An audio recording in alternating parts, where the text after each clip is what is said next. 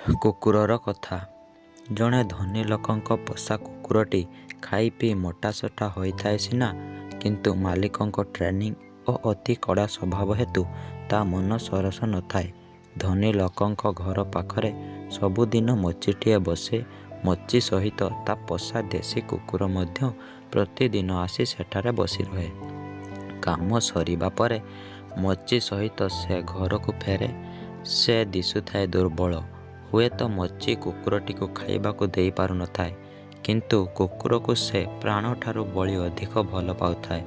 କୁକୁରଟି ତାହା ଦେଖି ଦୀର୍ଘଶ୍ୱାସ ପକାଏ। ଧନୀ ମାଲିକ ଅନେକ ସମୟରେ ତାଙ୍କ କୁକୁରକୁ ଧମକ ଦେଇ କହନ୍ତି ଯେ ତାକୁ ମୋଚି ପାଖରେ ଛାଡ଼ିଦେବେ। ଖାଇବାକୁ ନ ପାଇଲେ ସେ ମଜା ପାଇବ। କୁକୁରଟି ଭାବେ, ହେ ପ୍ରଭୁ, ସେମିତି ହୁଅନ୍ତା କି? ସେ ଜାଣେ ଯେ ମୋଚି ତା କୁକୁରକୁ କଦାପି ଜଞ୍ଜିରେ ବାନ୍ଧୁ ନଥିବ। କାରଣ ସେ ଜାଣେ ଯେ ଯେଉଁଠି ସ୍ନେହର ଜଞ୍ଜିର ରହିଛି, ସେଠି ଲୁହା ଜଞ୍ଜିରର ଆବଶ୍ୟକତା ନାହିଁ। କିନ୍ତୁ ସେ କେମିତି ବା ତା ମାଲିକଙ୍କୁ ବୁଝାଇବ ଯେ ସ୍ନେହ ତୁମକୁ ମୁକ୍ତି ଦିଏ ସତ, କିନ୍ତୁ ତାହା ଏକ ଅଦୃଶ୍ୟ ବନ୍ଧନରେ ବି ବାନ୍ଧି ପକାଏ। ସେହି ଦେଶୀ କୁକୁର ଓ ମୋଚି ଭିତରେ ତାହା ହିଁ ଥିଲା। ଦିନେ ଧନୀଙ୍କ ଘରର ଫାଟକ ଖୋଲା ଥିବା ବେଳେ କୁକୁରଟି ସୁଯୋଗ ଦେଖି ବାହାରି ପଳାଇଗଲା। ସେ ଆଉ ଫେରିଲା ନାହିଁ। ଧନୀ ମାଲିକ ରାଗି ଯାଇ କହିଲା, ନିମକ ହାରାମ, ଭୋକରେ ରହିଲେ ବେଳେ ଫେରିବ।